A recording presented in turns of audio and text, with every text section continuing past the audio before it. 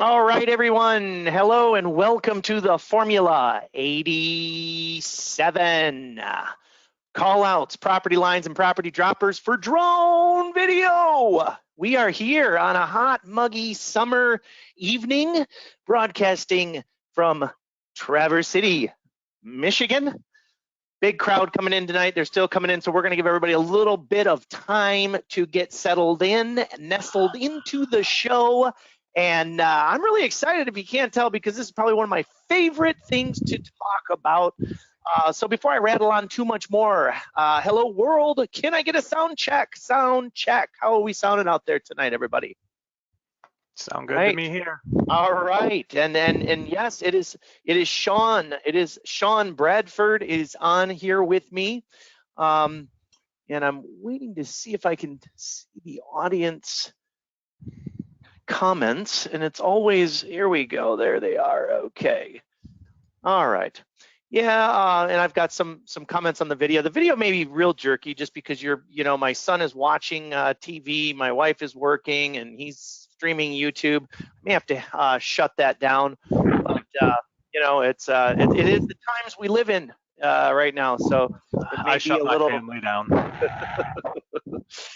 I may need to do the same thing. So it sounds like our audio quality is great. It sounds like everything's looking good. Welcome everyone to the Formula 87. Tonight's going to be a really good show. We are going to clip along. This will be a recorded event. So if you think we're going too fast, we probably are. It will be recorded. You'll be able to download it again later. Those of you that came to the show, the live show.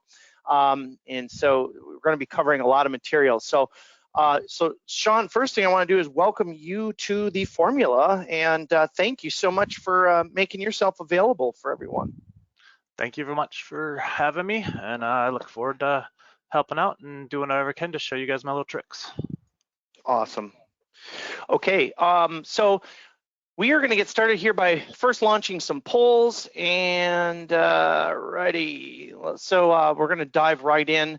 Launching the polls. Can everyone see the polls? Are you currently offering aerial drone video and still photos with your business? Are you currently, those of you on the show, are you currently offering this with your business? Okay, I'm going to let this poll run for 3, 2, 1, and I'm going to close it down. Wow, an overwhelming amount of people are doing drone on the show. So 91%, that's awesome. Huge. That is awesome. Great to see. Okay, let's move to the next poll. Are your competitors adding property lines, property drop orders, or call outs to their video footage? So let's find out, are your competitors offering this? Okay, great. I can hear my son crying. I just ruined his night. I turned off the Minecraft the Minecraft show. Is not Daddy just got a big fat goose egg. It's not good. That's terrible. That's terrible. All right, well, I'm going to leave this one going for a few minutes. I see that I have a poll missing, so let me just do this real quick. I'm going to add a poll. Keep that one going.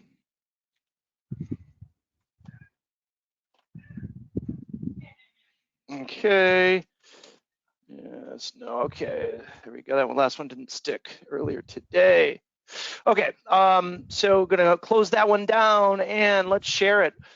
So wow, 57% are saying no, 40% are saying yes. That is huge. Can everybody see that? That's good. That means this show was a good show to have, because you're gonna have a major one up on everyone after learning how to do this.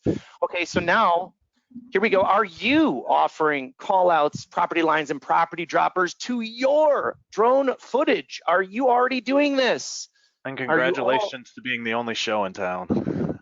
Yeah, exactly. And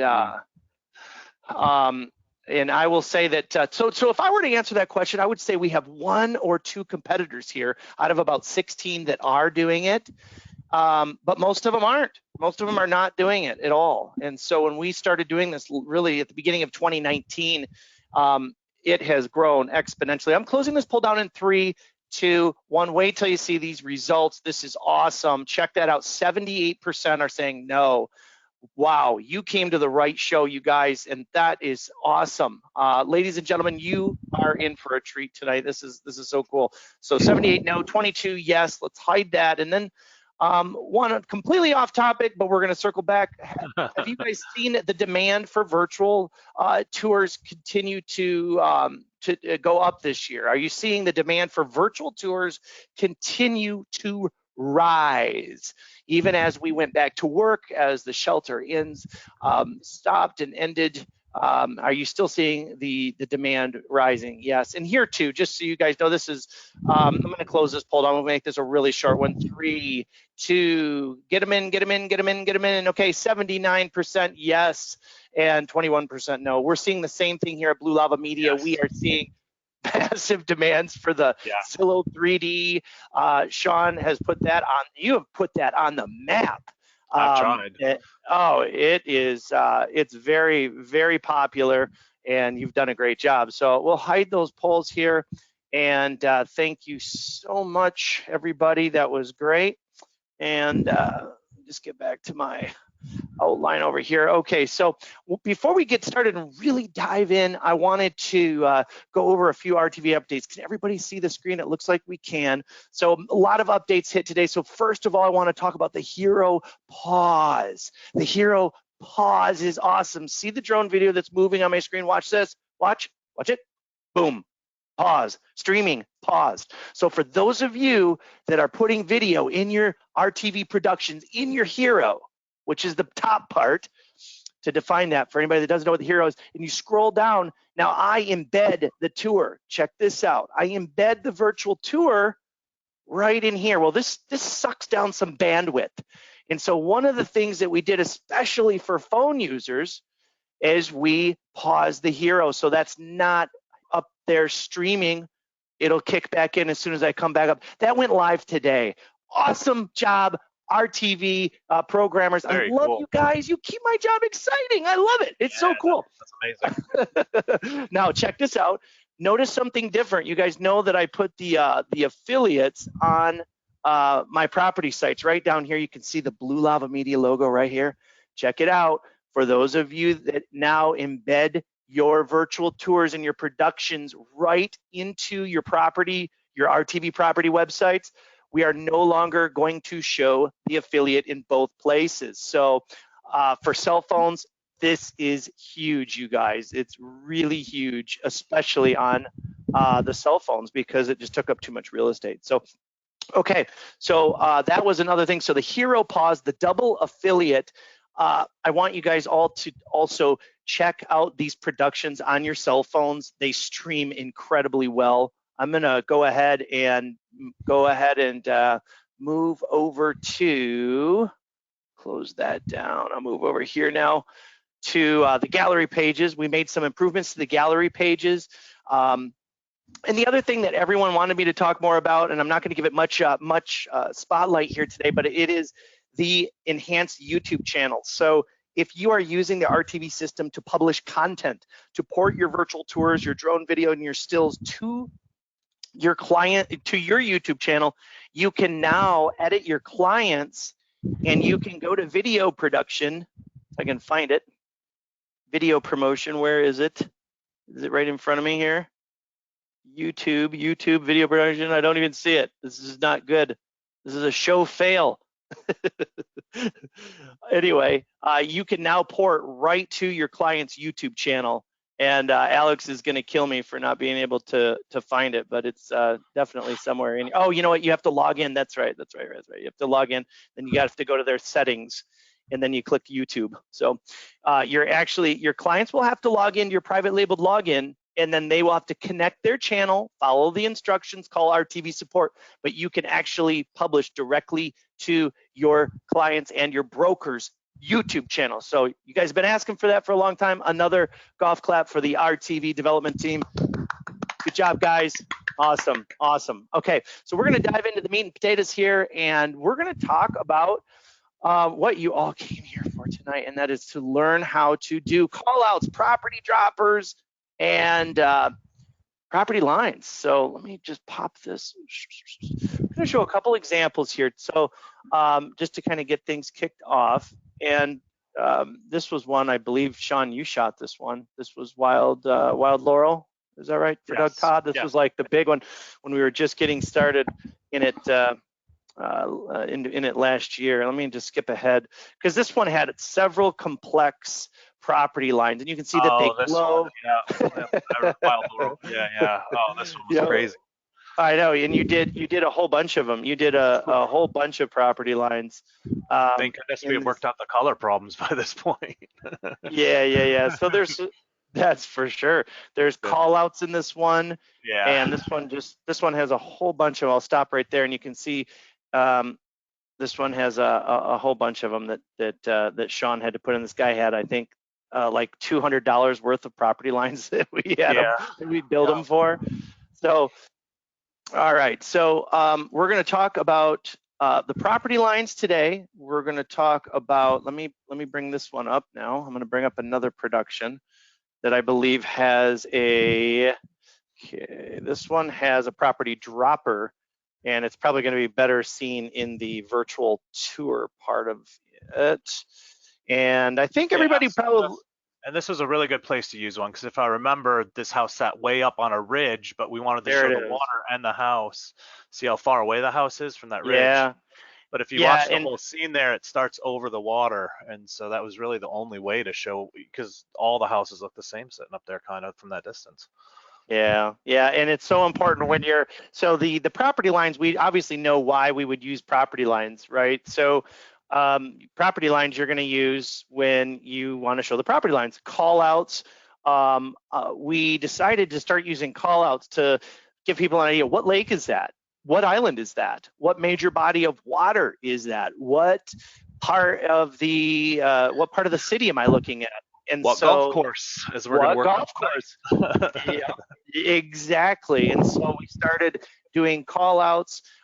Now, when we first introduced this cool stuff at BlueLaVaMedia, we started putting call outs and property droppers in all of our footage, just so you guys could really get used to seeing, people could get used to seeing some animations and stuff in the footage. And so we started including that stuff for free. I think we had the guys do at least one or two call outs in every production. And then if the house is, this guy always uses lead capture, so excuse me on that. But if the property is far enough away, we ask that you always do a property dropper. So you can say, hey, where am I looking here? Where there's the call out. Where am I looking? What's the property? So there's three things we're going to be showing you how to do tonight. This is a quick little overview. We're going to be showing you how to do these glowing property lines. We're going to be showing you how to do the property dropper, which as Shawn just described, it's when you're far away from the property, it gives you an idea of where you're looking. And then we're going to show you how to do these really cool call outs for inland lakes and islands and golf courses and wineries and just really points of interest. So I think the thing that a lot of people are asking is, what do you charge for this? Well, at BlueLaVaMedia, let's hop over to our website real quick. Oops, wrong spot. There we go. So and this is great information, by the way. When you guys are looking out for stuff, I know I've had a hard time looking at price comparisons and stuff. So the fact that RTV's hooking you guys up with this kind of insider information, you can pull it straight down, you have all this, is wonderful. Yeah, thank you, Shawn, and everybody that's here that knows BlueLaVaMedia, that we started in 2007 as a test to play around with the RTV system and see how we could build up a virtual tour and real estate photography company. You guys know that we are more than willing to share all this information. We post all of our pricing, so we're fully transparent. So our drone packages start at a couple $100 for drone only. And then our premier drone tour goes up to $259. And Shawn's favorite, you've gotten really good at these this year, Shawn, the interior drone fly through. And those are really cool. That's where we actually, and you can kind of see, and there's an example of it on our website. You can see how we do it if you're interested in that. And then when you start adding property lines to the footage, so these are our base prices, and all of these prices are going to come with basically call outs in them. Lakes, bodies of water, islands, the points of interest, and then they're going to come with property droppers in situations where the guys feel that you want to show, where that property is, what you're looking at. To add the property lines, which we started in early 2019, we charge $30, and for one parcel. Then 2 parcels, 40, 3 parcels is $50. And so that's how we price it out. And you guys can pave your own path on that, but that's exactly what we do. We made a neat little video that tells people about our property lines. It is an add-on item on our menu, and we have a YouTube video that you can see examples. I will tell you that when this year kicked off, we started seeing a huge uptick. So like you can see, here's our current open orders right now. We've got 13 on the log. This guy's getting 3 property lines. These are our add-ons, so these are all getting property lines. And then here's our archived orders. But you can see how many people are getting property lines this year. Some are getting multiple lines. Some people are getting yeah, it's really cool. So some of our agents get them with every single video now. Yeah. So it's implied. I have to ask if I don't see it on there, because they're always like, oh yeah, I'm sorry, I forgot to click that box. Yeah, and that's a good point too. Like when you're out there in the field, you guys, that's a great opportunity. And Shawn, that's something you do very well, is talking to people about, hey, did you know we do Zillow 3D? Hey, did you know we do this now? The Zillow 3D has been a really hot topic, not to jump off, but those look so good in yeah, here it is right in our property website. It's like, bam, you've got the drone, you've got the stills, you've got everything in one tour player with the Zillow 3D embedded right here with the 3D button. It's pretty sweet. And Shawn, you've done a great job of upselling all this stuff. And it's just a matter of educating. Statistics next year, because I think we're going to find that some of those houses with those were the faster movers, Mm-hmm. Well, that's what Zillow will tell you, that's for sure. They like it. Yeah. All right. They also give our poor agents headaches. So. Yeah, they do. They want the money. They want the money. Yeah. Pay us and win, they say. So, so we've got a lot of questions. So a lot of people are asking, okay, so you're selling it. How long does it take, Shawn, to do the property? Let's start with the property. Let's start with the call out. Okay. How long does it take to do a call out? Call outs you guys are going to see are pretty easy. Even when Jason and I were kind of going over it together, I realized that now that I've done them, for a year, I can throw a call out in pretty fast. And I'd suggest when starting out, and again, you'll see this when we get into it more, but I'll show you kind of what, like a shot like that last one that was just up on Jason's screen, or that one where it's more of a straight moving shot. You're not doing any curves, any elevation changes. Just a nice straight smooth shot is going to be your best place to throw it in, and save yourself time at first until you get used to it, because once you start throwing in curves, that's where a lot of keying becomes needing to be involved to keep your graphics in the correct spot. Mm-hmm. So right now, I would say 10 minutes or less. I'm sorry to give a straightforward answer. 10 minutes or less, you can throw in a. Yeah. So, but to put like that dropper that we just saw there, or a call out is about 10 minutes or less, and then the dropper is about how long? Would you say 10 minutes or less? It just depends on the size. There's a couple little tweaks you want to do to it, but those are both relatively easy if you keep your shot relatively easy. Like that one was harder, the one that just showed up the Little Traverse Lake, because if you noticed, I was panning down at the same time as going up. And so that involved some keying to get that one to look like that. And sometimes those can be difficult. And that's why you'll notice on sometimes you just want to let it float. One I worked on yesterday, I just let it glide across the screen because it looked better that way. With the keying, it didn't look right. So that one took me about 30 minutes, and then I could have done it in 10 minutes or less if I had just realized that in the beginning. That's awesome. And then, of course, how long about does it take? And I know that let's just assume a regular polygon shape, like a regular or a square, you know, something that's not super complex for property lines.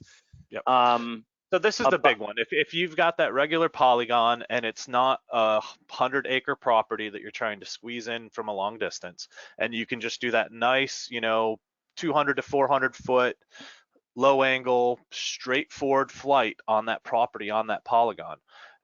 You can use and again, I'll show it to you. They have a track feature that works pretty good for those, and those will take those 15 minutes or less, you know, again, 30 while you're learning maybe. But when you can use that tracker, it's really fast. Well, and I'm just bringing up one right now that's that you did here with the glowing lines and stuff. And, you know, this one is even a little bit more complex because you've got 1, 2, 3, almost 4 and 5 different lines there. So, and if you'll watch, I catch it where the tracking gets like this one. So I catch it where the tracking does move off just a little bit, again, in between two of the keys. And that's the hardest part. The more you're curving or moving something else, the more keyframes you have to add in to keep those lines right where you want them. Awesome. So one of the questions that's already come up is what do we include? And I guess I should have said that. That's my bad. So when someone orders property lines, when they order one of these packages, we give them one still photo and we flash it in the video for approximately a good 4 to 5 seconds. 1,000, 2 1,000, 3 1,000, 4 1,000. You don't want to do it too fast. You really don't. You want to give somebody time to look around, look at the surrounding property and say, get their bearings. Say, okay, you know, because if you do it too fast, I never, if the scene's less than 4 seconds for a property line, I find a different scene usually. I always try to keep it at 4 seconds is the least. Those are my longer scenes. A lot of times you'll see, I like to try and keep those at closer to 8 seconds. Just for exactly what you said. I like to let the scene go for a few seconds, start the property line so it kind of pops up and they're like, oh yeah, there it is. And then it kind of fades away so they get to see the surrounding area again without it in the way. Awesome. Yeah, that's great. So the difference really is when you get into the highlights drone tour, and this one's a still photo only package. And if they just get 10 still photos, 10 aerial stills, we put the lines on 3 different photos for them. So that's how we do it, and you can read about that in our add-ons and stuff. You can read how we do it, but that's our deliverable that we offer. And you're free to dice that up any way you like, but anything with video gets 1 photo, and then we put it in the video. If it's stills only, we put it on 3 different photos. So, all right, well, let's get into like shooting and the pre-shoot. The pre-shoot's always the really tough part, you know, like you've got to, in my mind. So we've got a few different websites that we use here in Traverse City for the shooting part of this. And it's basically it's county-based, and they are county-based local GIS mapping systems. And I guess what you would do is you would type in your county. You would Google your county. So if it was Benzie County, open GIS maps, and you would. I'm sorry, when that hasn't worked for me, I look up parcel maps instead. And so wherever the GIS map hasn't come up, the GIS, if you type in like Jason just said, the county and then parcel maps, that'll bring it up usually. Okay, good one, Shawn. That's really good. So Benzie County Open GIS. Write that down, team. Write it down. Open GIS, because it's going to be different for every county that you live in. I'm going to show you how to find the lines for free. So these are free property lines. So you can each one has different navigation too. So I could go Leelanau County, and then what is it that you said? What is it that you said, Shawn? Open a parcel. Just type in parcel search or something. Leelanau County parcel maps or parcel search. There it is, right there. Leelanau County geographic information. So it's the top one. So those are 2 ways that you guys can search for it. and each one is going to be a little bit different. You're going to have to poke around. It's not like there You're is gonna have to poke around. It's not like Grand, you're going to. Grand Traverse counties is really good. I think Benzies is on the weaker side as far as like in our area, what would be a range. The other ones range somewhere in between those two. But yeah, so I mean, you literally dive in and you have to pick the area. You will get used to using them, and you can put in a parcel or put in an address, and then you can search these, and it will actually tell you. It'll show you where the lines are. So these are free services that you can use. They're free. There are, I wanted to show you the free first, so just hang in there. There are paid services, so that are a lot easier to use. So if you want to try your free, and I'll tell you what, like if you just shot in like 1 or 2 counties, you could get really good at finding them. And you know, but the paid services are definitely easier to use. So I'm going to talk about 2 paid services. The first one is actually, I'll talk about 3 of them. The first one that I found that I thought was really good is called Land Glide, and it goes on your phone. It's super easy to use. It's, I think, $8 to $10 a month. So yeah, another monthly fee. Thank you, Jason. But it's super easy to use, and I played around with it. I found my parcel. I could see the lines, and it shows you these street view things. So check that out. And so that is called Land Glide. Now, this is Shawn's favorite one. And you know which one I'm about to say. And this is OnX Maps, or also known as OnX Hunt. They also have a trails version. Yep, they do right here. Yeah, those are trails. So yeah, so there's some really cool stuff there. These are, again, paid services. These run right on your phone. You can see the lines so that when you are getting ready to shoot, you can line your shoot up perfectly. Keep in mind, go ahead, Shawn. Sorry, so with the drones, this is where it became, so I don't know how many times I looked up my, I'd have printouts, I'd have screenshots with me, and it was still difficult to find exactly where I was sometimes, you know, especially with larger properties, vacant, you know, no houses, nothing on them. But with the On Hunt, I was able to swap between my DJI, you know, between my flight app and the On Hunt, and it shows the GPS right where I am, and then it lays that parcel line. So it was way easier to just swap between the two on site to figure out where your parcel was and what you were looking at from the aerial view. So that's why it really became a benefit to me. I had a lot of other agents that were using it, and at first, you know, I was kind of shied away from it. Again, paid thing, another thing I want to pay for, really.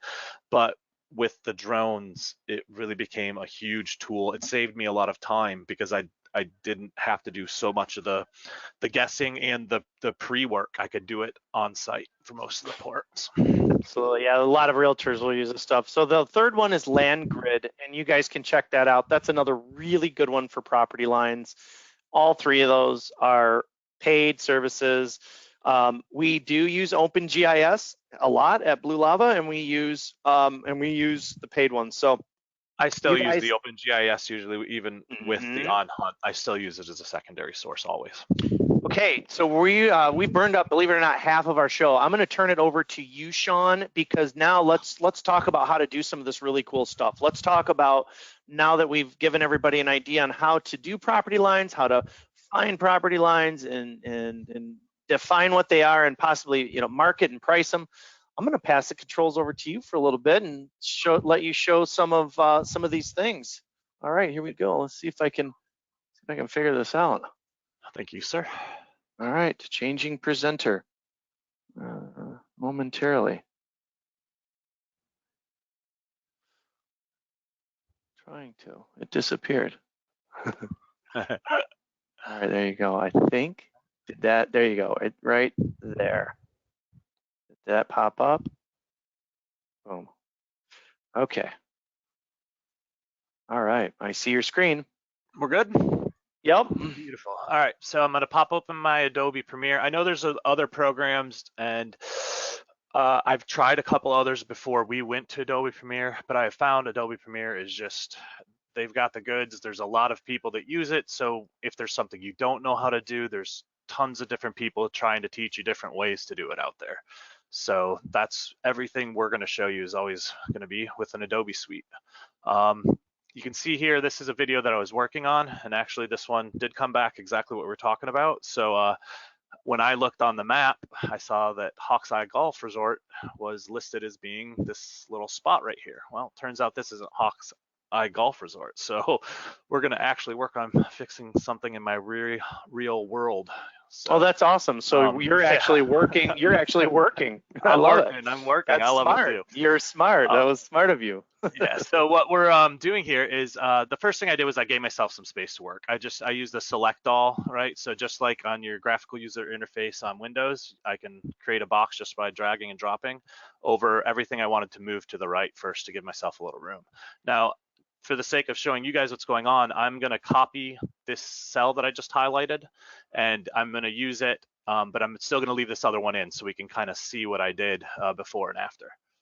So to do that, once it's highlighted, I'm going to left click and hold, and I'm going to alt click that. So I'm going to hold down the alt key while I do it, and that's going to make a copy for me. I'm going to drop it right there. See how I've got the two arrows going down? That shows I've got drop to grid turned on, and that's what's going to put it right in place for me. So now I'm going to switch over to this one here and drag it over. All right, I'm going to go ahead so we don't all have to listen to that every time, and we will just cut that music out for now. All right, so now I've got the same scene as I had here, and I had put that in before here, okay? So we're gonna do a property dropper first. So the call out, I'm sorry, not the property dropper. So we have a call out. Jason, I think you said you were gonna put this up for them, weren't you? What we are doing is we are, I will get to that towards the end of the show, but yes, Cool. they will be available. So anybody that leaves a review for RTV is going to get our property line starter pack. That's going to come with a bunch of stuff that I'll show here in just a little bit. It will come with our callouts. It'll come with our property dropper, and it will come with some basic tutorials on all 3 steps, shorter condensed versions for a review after the show. So it's pretty cool. Very awesome. Thank you, Jason. And so this is the one we're currently using. And what you're going to do is you're just going to drop it in just like you would your videos under assemblies, where I usually work on this stuff. You can do it in most of the spots, but I find assemblies best. So you just drag it and drop it in, and it'll copy it in. Once it's copied in, and you know where you want to work with it, you're going to take that effect, drag it onto your timeline, and get out of my way, please. Thank you. And I'm going to drag it in where I want it to start. Now, what Jason was talking about earlier, the 4 seconds, same thing with our callouts. I don't usually like to do them less than 4 seconds unless it really has to do. So I'm just going to hover over this, see how long this clip is. All right, so this clip is 4 minutes 51 hundredths a second. So I'm going to want to use almost all of this. So I'm going to go ahead and put it very close to the beginning. Because I have turned the grid on, see how it's popping me like that? I can use my little slider here, go ahead and blow that guy up. So we're just going to work on that one scene. Now I'll be able to drag it right where I want to, where it's, oops, just a little bit, right at the beginning there. There we go. Now we're going to drag it to the end. All right, so it's just within that one clip now. And then this part here on 2019 version of Adobe Premiere, it did not do this. On the 2020 version, it links the two, the audio and the graphics part of the clip. So what you need to do is you right click on that clip and you unlink them. So you see right there. And I know I'm going a little fast here. Like, so Shawn, that audio comes with that little call out clip. Could you just not re-render that call out with no audio on it, or no? You could re-render it and then save it. That's what that is, right? Yeah, that's the audio channel on that call out. Okay, that's what I thought. Yeah. Yeah, and so so you have to unlink it and then you cut it out of the production because it's got some cheesy music on it. I don't know where we found it, but it does have a ding ding ding ding. Yes, correct. And then if you've laid down your music track and they both come together, it's like, Yeah, whoa, what is yeah. that? If you don't catch it, you'll hear it. Jason's gonna be delivering drones late at night saying you gotta redo this. What did you do? What did you do? Yes, and so now you can see we've got the green screen, we've got the call out. You can see how, so I kind of like the way this one works. It kind of comes up and then it flashes and, you know, does a little highlight around it, gives some little line. It draws attention to itself, which is nice. So you can start, sometimes I like to leave the green screen while I'm working with it as the background, but usually I drop the green screen right away. So this was the hard part when I was watching other people trying to figure out how to do this. I'm going to go ahead and move this guy out of my way because I need to see that part. There we go. All right. So when you're removing it, first you need to switch. It's easiest. So anybody who's worked with Adobe Premiere a lot, you know that you can switch to a lot of your different, you can change what you're working with in each individual window, but I like the way they have their window set up. So I switched to effects for this part, and it's going to bring up all of your graphic effects windows. And then in this upper right-hand effects box, you're going to type in Ultra, and it's going to bring up what's referred to as the Ultra key. And so there it is right there. And again, I know I'm going a little fast. I'm going to keep trying to move along here, but the video will be available for you guys to look back through to see exactly where I was going. Got about 10 minutes to show each one. We're at 8:36. Yep, you're doing good. Perfect. So with this one here, what I did, so we were talking about this before, sometimes you make little mistakes. So I clicked on Ultra key on the wrong frame.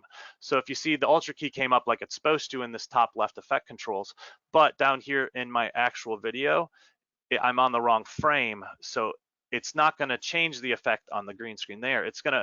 You're gonna pull green out of your photo or out of your video scene if you try and do this. So always make sure you've got your right frame selected. So that's the correct frame. So this one, I'm gonna go ahead and I'm going to you don't need to do it. It's not gonna mess anything up being there, but I'm just gonna cut it out to get rid of it, okay? So now I'm gonna go back to the right frame. Now I'm in my green screen frame.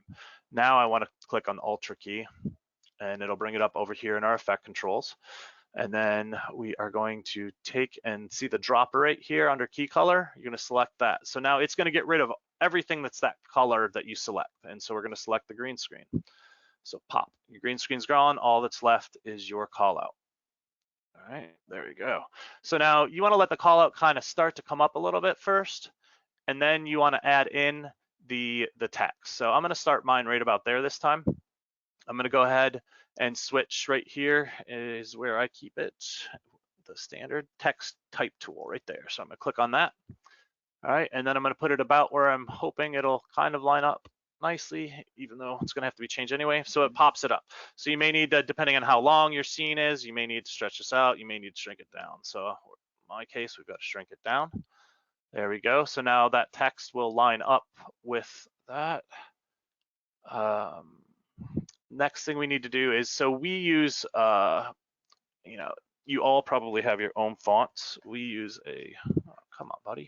And then we are including the font in the starter pack. So we are including the same font that BlueLava uses. So if anybody wants it, the Myriad Pro or Futura Lite, right? Futura Lite, yeah. So I'm gonna type in Futura PT. All right, and then that's going to be the light. Now I know that for all of ours, I stick somewhere between 70, 75 rough for the size. And sometimes it's based on your scene, really.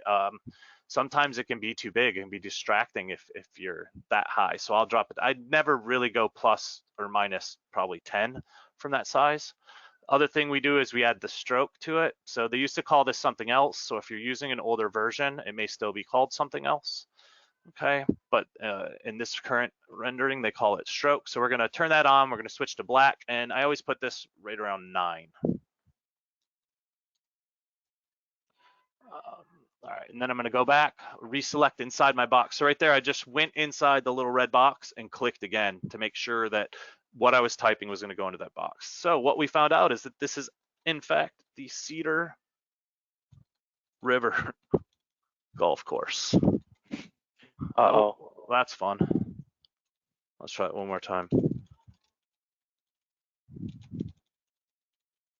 How's that look? Yeah, we like That looks that. All good. right, perfect.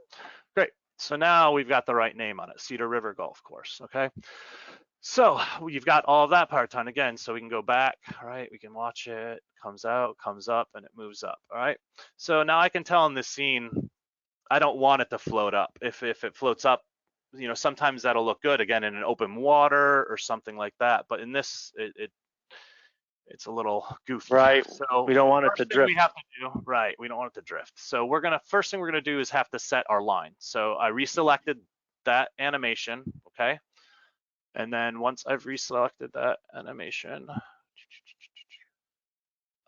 then we are gonna go up here to our motion and position. I'm gonna click on position, and to start, I'm just gonna go ahead and drag that one to where I want it to start. So we'll go ahead and go back up here somewhere again, right near center of the screen. All right, and then I'm gonna keyframe that. So to do that, I'm gonna go ahead and toggle the animation right here, and it's gonna click, one click's gonna turn it on. It'll bring up these two arrows. These are to adjust between your keyframes, and this is to add or remove it. So it added a keyframe right where I was. So at this position in the clip, we now have that keyframe. I'm gonna go ahead now and I'm gonna add the same keyframe to the text. So I selected my text, pop the keyframe in, boom. Now my text is way down here. I want it to be up close to that line. So I'm gonna move the position on this one also. So usually I set the position on the line and then I use the actual lineation right there to move. So that one went to 288, this one. So all I'm doing is clicking and dragging left or right on the location. Right there, I like for it to be a little above the line. Sometimes I'll go a little higher, sometimes a little lower, but that it allows you a little bit of leeway when your lines are moving for it to drift just a little bit. If you're right on the line, it becomes really obvious if your stuff drifts a little bit and it looks bad. So now those two are kind of keyed up, all right, and look good. And I liked it at that center key. So I'm gonna come back up here now. Right now I'm on my text. I'm gonna start, again, I like to start with my line. I'm gonna click back. So that's gonna be at that point. Now I need to set the key for the beginning. So there we go. So I'm gonna come some here near the beginning. Sometimes you don't have to go all the way to the beginning. So I like to start right there, right where both are coming up. And make sure the right one's selected, add the key again. And then once the key's added, now I'm gonna put it where it should be at that point in the frame, right? So it dropped really low. So I'm gonna go ahead, this is my axis for that part, and I'm gonna go ahead and slide that up. Go ahead and switch back to the text. I'm gonna go ahead and slide that up. And you notice you don't have to add the key if you're at a different position than your previous key and you change its position, it will automatically add the new key for you. So that should be pretty close to keeping it. There you go. It slides up a little bit, but that looks pretty good. But see now after that middle key, see how it drifts again. So now we're gonna go to the end and we're gonna do the same thing. What are we setting at time-wise, Jason? Wow, no, this is cool. Anyway. Yeah, you're doing good. You're doing good. All right, cool. All right, so this you're one kind of doing now, the beginning of the footage, adding a key, middle of the footage, key, end of the footage, adding a key, and it's just holding it all together is what it's doing. So now I'm gonna go to the end, and again, we're gonna make sure we're on the right scene. We're gonna go back to our position. See, there's no key there yet. I'm gonna go ahead and create the key, but you can either add it if you want, or simply by moving it again, it'll add that key for you if you don't add. Now, it was right around that bunker is where, so that's another good point to make, is that when you're doing this and adding these keyframes, this is your key right here, okay?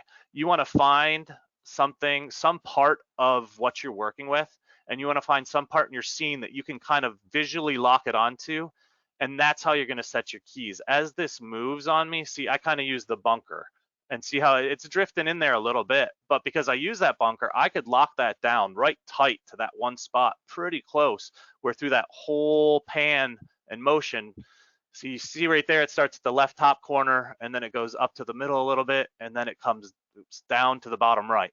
I can lock that in though, where since I used a visual reference like that bunker, where it won't have that much extra motion in it. And sometimes that's what you need to do. Sometimes it looks, as Jason taught me, pretty gross if you don't lock it down. Yeah, we had some major hiccups in that first year. Yeah. So here we go. So now I've kind of locked it into a pretty tight place now, and Wow. Yeah, it looks we're great. gonna go ahead and hit play. It's coming up. There we go. So it does drift a little bit, but again, it looks good in the scene. It doesn't. It's not obtuse. I guess would be a good word to use. It Mm-hmm. looks like it's floating with Wow. the movement The of the camera. footage. Mm-hmm. Mhm. It's yeah, and in we call that. I mean, it's great. It's great. So So that's how to build a basic call out. call out. All right, Call let's out. jump into a property dropper real quick and Sure. finish it with property lines. See if I I knew we have would run something out of in time. this one that I can. Property dropper's pretty easy though. Let me see if I have Mhm. another long shot maybe from the house, because I do have a hidden where the house is hidden from up above somewhere in here. That way we won't have to wait for me to load something else. Maybe it was this first one. No, maybe I had to pull it. I did. It was one of the scenes I had to drop. All right. So let's just say that you want a property like you're trying to show where you did a golf course. You're trying to show the hole, and the hole is hidden back here. Okay. Mm-hmm. So for the property dropper, you want to get. All right. Actually, that's probably not going to be a good one either. Yeah, because it pans up too much. All right. There we go. We'll use this one again. All right, so I'm going to cut those two out. There we go. All right. So let's say that this little house way in the back here, this little guy right here is the one that we're trying to show.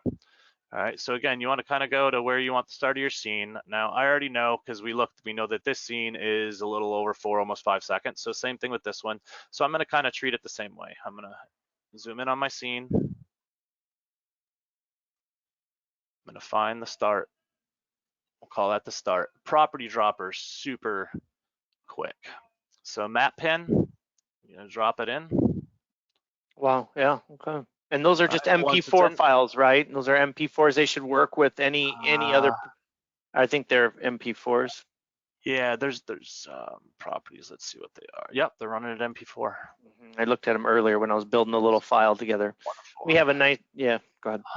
Yeah, no, you're okay. All right, so I'm gonna drop it in above because I don't want it to erase my other graphic for now. So I created a new channel automatically by dropping it above like that. Then I can bring it down. If I had dropped it into one of these two, I knew that it was already. I think it's like 8 or 10 seconds. The initial MP4 is before And you would you have mess with messed it. up your. Yeah. I would have gone over my graphic. So, but now that it's the right size, now I can drop it down actually into the same video line. Same thing. So I'm gonna have to Unlink. unlink it. Yeah, and then cut it. And then the pin's gonna be there now. So same thing we did before, right? So there's our pin, and see how big it is. Mm-hmm. Yeah. So first thing I'm gonna do, my Ultra key's already up, super nice. I've selected the right scene, double click, Ultra key comes up, drop the dropper, go ahead and get rid of that color. Perfect. All right, there we go. So now it's just floating there.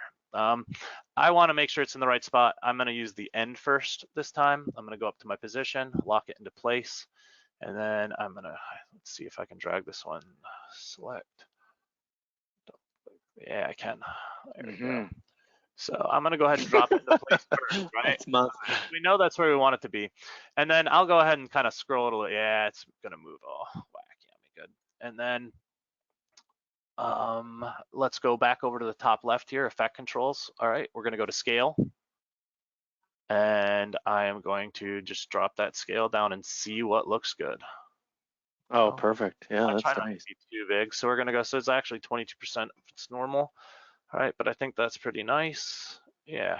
All right, and now we're going to do the same thing we did last time. So I already have that key. So I'm going to click on this little go to next keyframe. It's going to pop me right to that key. I'm going to drop him in place, same way we did before, or again, sometimes so what I found is initially doing this helps moving where I want that first keyframe I put.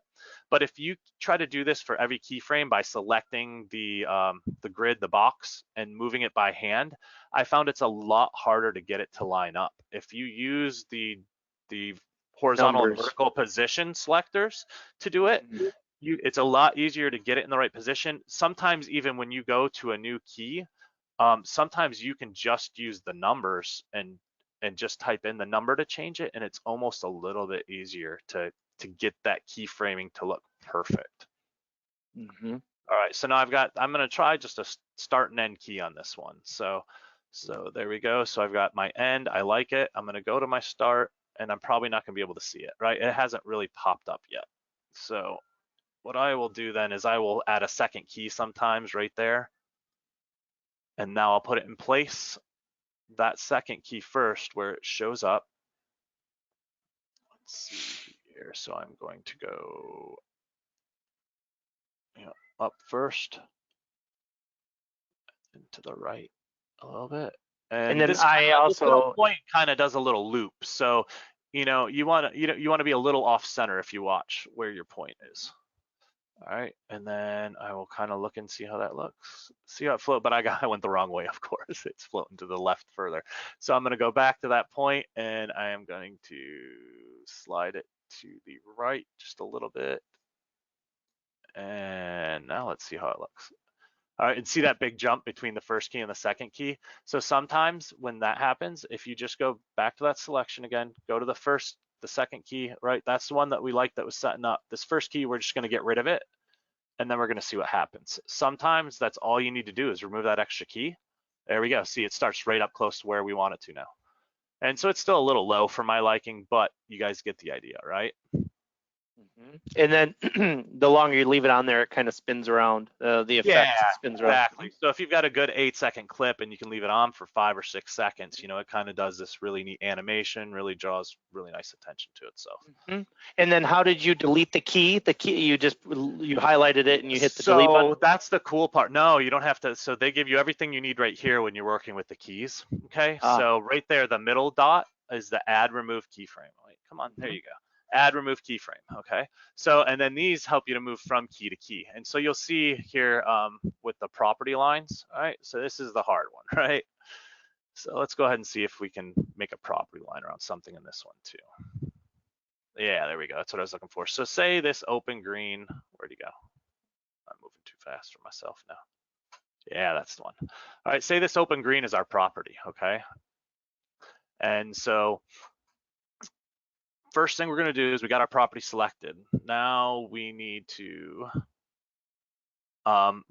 we need an overlay. So if anybody's worked with the actual Photoshop and Adobe at all, a lot of your stuff works based on layers. So we need an extra layer first. So we're gonna, same way we copied this scene earlier, we're gonna take this scene, I'm going to hold down the Alt key, I'm going to left click on the scene, and then I'm going to drag up to make a copy of that scene. I'm gonna drop it. All right, so this scene's already about, I'm gonna drop it out of my way. Oh, I didn't hold down Alt. All right, let's try one more time. Alt click, and there we go. I'll go ahead and move in on that scene some now. Okay, so again,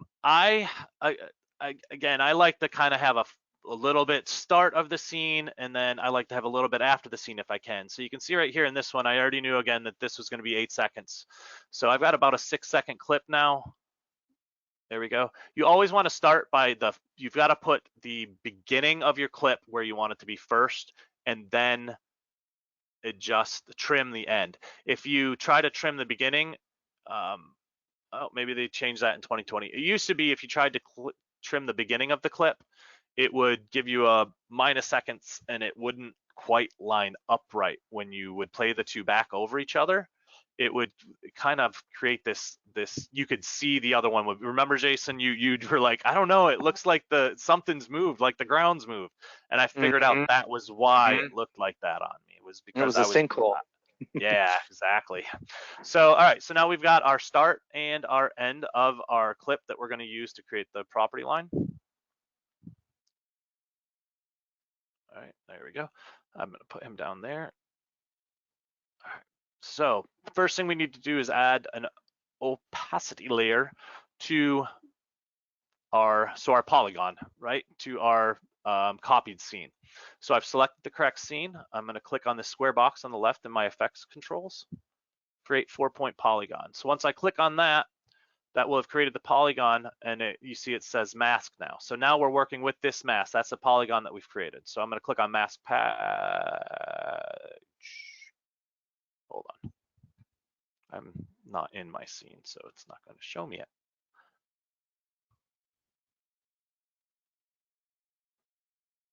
Okay, Again, always make sure you're in your scene. So there's my polygon. I've selected the mask that it created, and now I'm working in the keyframing for the mask path. So same thing as we did earlier. Well, first with this, since we don't have any keyframes, then where you're at, where you are in the scene is where it's going to start the polygon. So we're going to go ahead and go to the start. Right, we're going to pretend like this is our property. And so this is kind of the hard thing sometimes when you're doing the property lines again. For me right now, it's easy. I'm using arbitrary points. But when you're using your GIS maps to do this, it can be really difficult sometimes. So what you're looking for is something that you can use as a reference point in this scene once you've lined it up with your GIS map to set up your initial points. And these are the hard points, right? Because this point here that I'm setting up, see, it is messed up, Jason. Do you see it? See the tree there? I see it a little bit, yep. See the tree moves up now? Just a little bit, yep. Put it out of sync. All right, let me fix that really quick. I'm gonna have to undo, Control Z. Oh, thank you, Control Z. There we go. So remove the mask real quick. Click on my opacity again, get my new one. No, I'm gonna have to cut that whole scene. Sorry, guys. It's okay. I'm responding to questions. I'm typing, so I'm muting myself, and I've been responding to questions.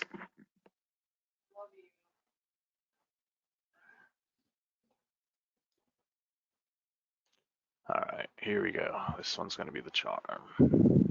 No, that was the mistake I was making. You have to line it up perfectly first. Sorry. And then pull it back. There we go. So now it should line up right. There we go.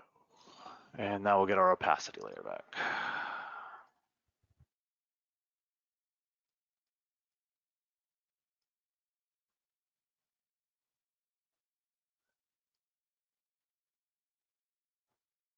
Oops.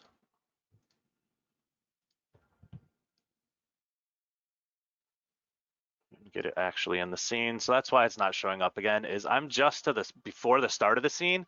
So this hasn't actually appeared yet. All right. So I'm going to start with those 4 corners again. Those 2 were easy. And then back to where we were now is realizing that, especially when you're higher up, this tree line is not the top of your property. And sometimes it's really hard to realize that when you've got roads and stuff and you've got trees in the way of that road, you kind of have to remember that what I'm going to is the bottom of those trees.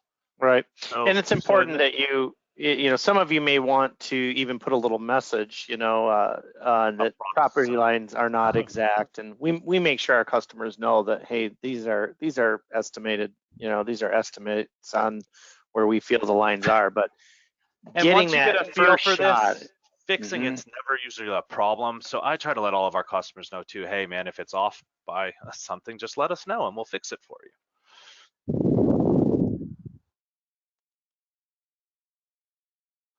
Perfect. Here we go. All right, so now I've got it lined up. See how it kind of floats up and off, but at the beginning here, we're perfect, right? We like where it starts. So you'll notice every time, yeah. So you'll notice every time if I pull off of it, now it's gonna switch back to that other scene. And when I go back on, it's gonna stay on that scene. And you're like, and this is gonna annoy you when you first start. You're like, where did my keyframing go? So you have to, again, always make sure you're in the scene you're working on, and then you have to reselect your mask path to get it to come up again. Sometimes what's easier, but you can still do the same thing. It's, if you give it a little double jerk to the left or to the right, it'll skip you right off this scene. But sometimes it's easier to use the keyframing timeline up here in the top left in the effects, if you can see where I've grabbed up there. Yeah. Sometimes it's easier to use that instead, because that way you don't knock it off. Yeah. All right, so I'm gonna get near my beginning here. No, let's not see again. I went too far anyway. All right, there we go. All right, bring it back up. Mask path. All right, so this is what I was talking about here on the left. If you guys, where I am right now is mask 1 is selected, so it's showing the mask. And then these buttons here, track selected, mask forward, okay? So sometimes if you've done just that nice, so not, again, here you can see I'm panning up and going forward at the same time. So I have a pretty good feeling that this one is not gonna work. but we're going to try it anyway real quick just for a few seconds. So I'm going to go ahead and track selected mask forward, okay? And I'm going to do that, and then maybe doesn't want to play nice right now.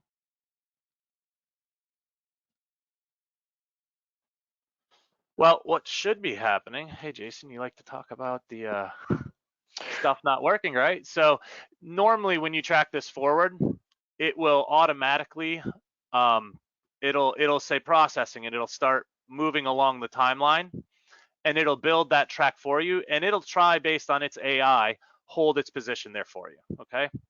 So what I usually have to do, because I pan and turn for my stuff, is I have to create it manually. So to do that, you're gonna click on the keyframe of the mask path again to start it. Once you do that, it's gonna start the keyframes. You're gonna have to make sure you're reselected, and you're gonna have to go to your mask, re-highlight your mask. So now you can see I've started that keyframe on the mask. I'm gonna do the same thing I did before. I'm gonna start one at the beginning and one at the end. So I'm gonna go to the end. I'm gonna go ahead and click me another keyframe. Somebody has asked if this is just going to cover, Monty has asked if this is just for video, and it really is today. We extract some of the property lines. Shawn may show you how to get a property line out of video, but yes, they started all with video. Most of the lines and callouts and droppers are all video related. It would be a lot easier if it was just stills. Absolutely. And so what I found is that I never liked how my still lines came out compared to the video line. So I will show really quick how to extract the video line, because I do tend to like it a lot more. I think the snapshot of it looks a lot cleaner. Now it can cause a problem because we're using 1980, right? And you have to adjust your image. And so sometimes if you didn't leave yourself enough room, say your property lines take up a lot of the photograph, it's hard to adjust your image to the proper size. But so now you can see that I've created that other keyframe. I'm going to use my arrow to go back and make sure I'm right on the keyframe. So that's another place where you have mistakes sometimes. You'll be just off the keyframe and you'll accidentally create another new one. And then you're working on that keyframe, and then you'll notice when you go to play it, it's going to cause like this jump right there because you were actually working with a keyframe out of a line a little bit. So that can mess you up. It's another one of those things that kind of mess you up a little bit sometimes. But so now we have our keyframes. So that what you want to do now is move all of, this is where you want a good reference point. Again, I was talking earlier about having a good reference point. You want to have good reference points for each of these lines at the first keyframe. All right, so I'm going to use my go to previous keyframe, and I'm going to go back. So I can see this one here is just at the bottom right corner of this tree, right? So I'm going to do that one first. I'm going to go to next keyframe, jump forward, and I'm going to move this point back to that right there, right at the bottom right of that tree. Then I'm going to bounce back to my other one again. I can see that this one's kind of a little bit near the middle. I see that it's got some shadow right there. So I'll try and find like little key points like that. So you can kind of see that shadow still right there, right? Do you see it? So I'm going to try and put this one pretty close to where it looked like it was to me. Now you got to remember, your perspective's changing, the shadows are changing, all this stuff's adjusting. But if the closer you can get on your initial try to finding just that right little spot, the more smoothly your lines are going to move. This one here, I can see it's kind of hugging around this bottom corner of this tree branch right here. So I'm going to, again, same thing, look for that in this. So that's actually way down there now, isn't it? It's actually probably this one. So I'm going to go ahead and put it down there. And then if the little quick blip back makes it too hard, right, you move too far, again, come up to your slider on your timeline. And now I can watch it and see, yeah, I picked a pretty good spot. See right there, it kind of slides up a little high, but it might be, again, your perspective's changing. It might be once you play it, once you look at it, that's not bad, you know. It might be that it's too much. If it's too much, then you just go ahead and bounce back down there and you drag it a little further down. Now, there we go. So I'm kind of off the screen there. You can go ahead and switch your view and zoom out if you need to be able to see once you're off your screen. But for the sake of what we're doing right now, I'm just going to keep running with it. So I know that this line's kind of parallel to this one. So I'm going to try and keep this parallel on the next one. And I can see that it goes around this tree right here, right? Kind of looks like these trees blend together, but it looks like it just goes around that one. So kind of the same thing, bounce back to the end.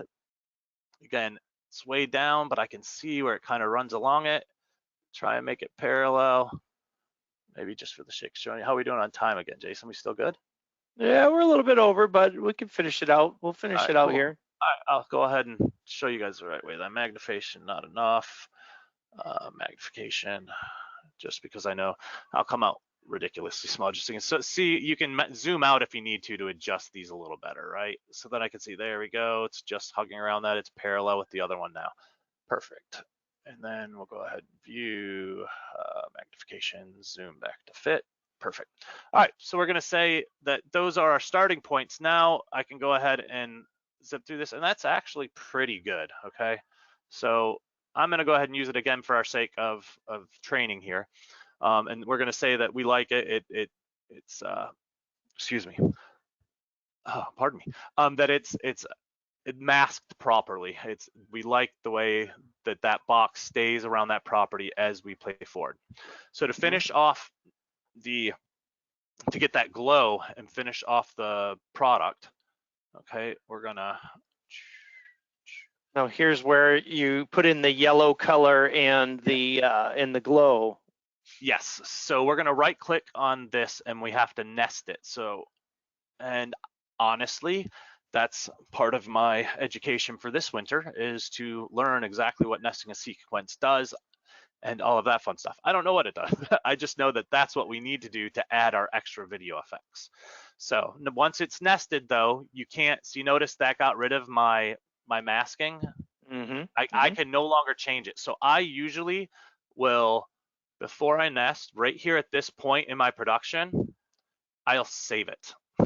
Sometimes if it's a particularly hard property line to do, I will save it as a different name to make sure that I can get back to this point, because Wow, yeah, good idea. sometimes that's just the easiest way to do it. You don't waste time trying to undo. If I have a wonderful computer now and it makes my stuff a lot easier, but if you're running something that's a little bit slow already handling Adobe Premiere, it can be a real headache waiting for stuff to undo that you've just done. So I'm going to right click on it and I am going to find my nest and I'm going to select it, nest sequence. You can rename it if you want. And there it is, turns green. That is nested. Next thing we're going to do is we're going to add another effect. So I'm back up on my top right. We're going to type in alpha. So this is called alpha glow, is what this effect is called. So effects, I typed in alpha, under stylize, it brings up alpha glow. Same thing as always, make sure that I'm on my correct scene, double click on that alpha glow. You can see it adds this white line around that layer. So that extra layer that we created, it now highlights around it. All right, so then I come over here to my alpha glow settings on my effect controls and we take the glow. And so I think after we worked on it quite a bit last year, same kind of thing as the text size, we like for this to really pop up. So somewhere between 65 and 85, again, depending on how big it is. I found that when it's a really big property sometimes and it fills up a lot of the screen, I like to go a little, not quite as much glow. But if it's a smaller, piece of property, I'll pop it up to really make it stand out. So for this one, we'll go right around 70. All right, and then start color. So this is another one that Jason has come up with, a favorite color. We are FFD38 for ours. Okay, and that's all included in our document as well. It's a beautiful yellow that works in the winter and the summer, and it sticks out in all weather. So that is, honestly, I think it took us a half a year to get to that right there. I bet. I've seen some other people using red and blues, and what you just said like is them. exactly Yeah, true. don't It like them. disappears if it's near water sometimes, doesn't look good. Yeah, the yellow's very nice. And surveyors and real estate agents are used to the yellow colors as it is. That's gorgeous. Love it. Did I get a little hung up there? So, and that's nice. So that's the hard part, right? So again, it's really hard sometimes to, I did get a little locked up. That might be all of the show. No. There we go. I knew it'd come back for me. But so again, if you're running a slower computer and stuff, this stuff can kind of eat up your time sometimes. And yeah, so it's not liking rendering it right now. But what I can do then, while Jason, if you want to go ahead and talk a little bit, I will go ahead and try and dump this out. Well, first, really quick, the last question you guys asked. So my property lines, here's how I get my property lines. All right, so I bring it back into this scene, and then this little snapshot button right here, export frame. Nice. There you go, Monty. I will pop that. All right, and it asks me where do I want it. I usually take and I throw it in with my other photos that I'm doing. So that'd be the file that I have them in, and I will just dump it right in that folder. And then when I go in to edit my drone photographs, that one's already in there for me to edit. Now again, you'll notice the image size is going to be different, and you're going to have to adjust that some, and it may mean that you have to adjust your sky a little bit and some other things if you don't leave your enough room. Again, I've got a lot of extra resources that I use, so I don't have to pay particular attention when I'm actually shooting it. Hey, am I leaving enough room to do that? But Right. at first, that's one of the things you want to make sure you do is you leave enough room for it. And speaking of leaving enough room, one of the things you guys all want to think about and consider is the 16:9 aspect ratio of the property website hero section, as well as the virtual tour and the carousel and the agent information. And so as you start putting these into your productions, if your callouts are up top, high, low, and not centered, you're going to notice that they're going to drift off, which is okay. The hero is not intended for them. It's the teaser section of your property site. All of those rest of the videos and stills and everything are available down in the gallery and in the tour, but just keep in mind to try to keep it as centered as possible when you're doing that. And it's not always possible. Shawn's done some massive property lines that take up the whole screen because the guy's got 90 acres, and you've got to go way up high in order to get the view. And so it just takes up the full screen. But just something to keep in mind how you're going to frame your shot so that it shows up properly in Fusion and in your property websites. Yeah, if you're on our system. You may even, so with the DJI, if I'm in a location that has a lot of electromagnetic interference, you may have to actually plan on starting your shoot at a different corner of the property just so you can get that correct shot. And then move up to your property more to finish your shoot to get those up close shots of houses and barns and stuff. But if it's 120 acres, sometimes I've got to start on the corner that I want to try and get that property shot for, or I'll lose my signal due to the EMI from trying to get over to where I need to be to get that whole property in. I have to be a half a mile, away from the property sometimes, it seems like. Wow. Yep. Well, while you're covering that, so we do have you're going to render that, and I'll pop back over to my screen here, and let me do this. Let's see here. Does that, which screen of mine are you seeing here? Okay. Whoop. I'm not sure which screen can you see. Are you able to see this screen here? Yeah. Yep. We've got that screen. Okay. So, yeah, let's show, let me see here if I can, of course, that's not going to show any of my icons. I've got to figure that part out. Okay, audience view. We are just back to using this, so it's a little bit cumbersome here. And I want to show, yeah, there we go. I want to show you guys this folder. So I've put together basically what Shawn has been using tonight in this nice little zip file. It's our property line starter pack. It's got the blue lava callout effect in it. And it's got the fun little music along with it that we probably should strip off. It's got the property dropper, and it's got our callout font here. And then we've got how to keyframe, how to do animated callouts, how to do the property dropper, and how to do property lines. So keyframing is obviously going to be the longest video I think here in all these, maybe not. It seems like it would be. The animated callout's the longest, but this is obviously what you saw tonight. This is central to all of these, right? The keyframing. So we have a keyframe video, property dropper, property line, and callout, and all of those. Plus, I threw in 10 free smooth transitions by Anik Bahabita, and that comes with it too. So some good stuff there. I wanted to show everybody that. I'm going to turn it back to you, Shawn. Ready whenever you are, dude. I got the thread ripper going. The thread ripper. Awesome. All right. So I couldn't believe it. Awesome. So yeah, anyway, what I'm going to do is drop a link. Anybody that is currently using RTV and gives us a review after tonight's show, I'm going to give you guys the property line starter pack. I'll email it to you. You guys can use it. If you're not using RTV, you can set up a test account. And if you leave us more than one review, I will give you guys a tour credit for every additional review. So that's some fun stuff from the show tonight. So Awesome. I'll All right, so post a link. thank you, Jason. So you can see here, so there's our property dropper that we added in. So this is our rendered out video. All right, so it's pretty good right there. Didn't really have to mess with it. Didn't have to. Property droppers, again, are pretty easy. You don't have to add in the keyframes. You just really got to resize it and get it set with that first keyframe and that last keyframe exactly where you want it. There's some other advanced stuff. Again, if you're turning and stuff, what you'll find is right where your turns start, that's where you need to do a keyframe, and then at the beginning and the end. So if it's a lot of turning, a big long turn, sometimes you'll kind of be able to see by watching your keyframes where it disappears and where it appears. So that one still does drop down a little bit, doesn't it, Jason? Do you see it? So you guys might not even catch it, but I'm catching I don't see I it. can see Maybe a little. where just a little bit it drops down. So, but again, those are things that you guys can fine tune and adjust. And sometimes it's just you're being picky of yourself. Jason taught me to be very critical of the videos to make sure they're top notch. So never a bad thing.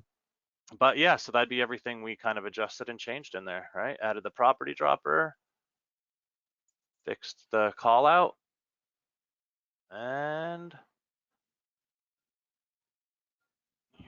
threw in the property lines. Any other questions or anything else you want me to show, Jason, before we pop off here? All right, I'm just posting a link there for everybody. Sorry if there's some spelling mistakes there. So I just shot that out for everybody. If you don't have an RTV account, you can set one up. And those of you that do leave a review, leave one on Capterra, G2, or SourceForge for RTV. Use the link, and I'll see them come in, and I'll give you guys a free credit for every review you leave, plus the property line starter pack. And those of you that don't have an RTV account set up and are just coming on, you'll get free tour credits too. So I am going to buzz through questions here. Right. Everybody tell Jason you want me to come back and help you with more advanced stuff. Yeah, thank you for the presentation, says Roseanne. Thank you for coming, Roseanne. We appreciate you. That's great. Jonathan Luthi says that he also puts disclaimers on his about the property lines not being, let me see here, hold on here, for not to scale. So not to scale and illustrative purposes only. That's a great idea. We can all collaborate on this back in the RTV Secret Facebook group. So the answer to this question, no, we do not at Blue Lava. We do not put a disclaimer on ours. I still believe in common sense a little bit. I know it's leaving quickly, but no, we don't. We haven't gotten bit. Knock on wood. But we have had to tell people it's really just approximations, so we have not had to do that, and we've done probably, I don't know, at least 400 property lines at this time. Yeah. Yeah. I think it's common sense. I mean, to me, it's common sense. Yeah, I know, but so is it. McDonald's got sued for having hot coffee. I remember that too. Well, and you guys need to. And I did have that question. You guys should just be careful, because I had where I saw on what, as far as we know, right, the GIS plats are the official information, and where an agent had requested that I had adjusted it a little bit. You just asked me to put it all the way around a pond instead of right through the middle of a pond. And literally, I mean, you're talking about, it was like a 20-foot by 10-foot area. So, so I didn't feel that it was any way incriminating or a false ask. And it made it easier for me too. It made it a straight line instead of needing to make that cutout in there. Well, I have another question too on how do you put the video into Fusion? You just go and drop it in the media manager. You upload full motion 1080 video, and it's super easy to do. Kevin asked that. So, all right, you guys, anything else? So really Anything quick, else? if you want me to show, so once I took that snapshot of the video, the video, that picture, you're asking how to get the Yeah, yeah, photograph. yeah. So just really quick here, if we do have another second, then I just thought I'd kind of finish showing him what I did. So I just opened up the file, okay? I went to where I had that file open, and so these are all my photographs for that shoot. And like I said, I save it in the same folder. So here's the one that we snapshotted. I open it up in Photoshop, and then I use my crop. Now I know that all of our photos are set to this ratio, right? That many pixels.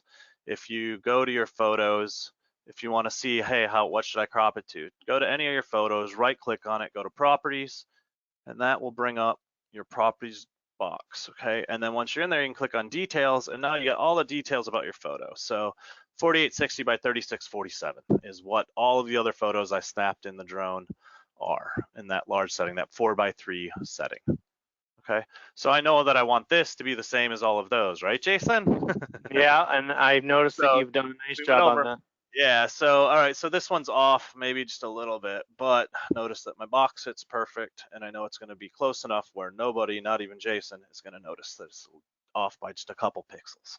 So I select that crop. I know that my ratio's set right. You click in it, and it brings up your thirds rules, right? This is all of our artistic stuff. So it brings up the dialog box. Now I can drag it, I can move it around, and it's showing me what it's going to crop.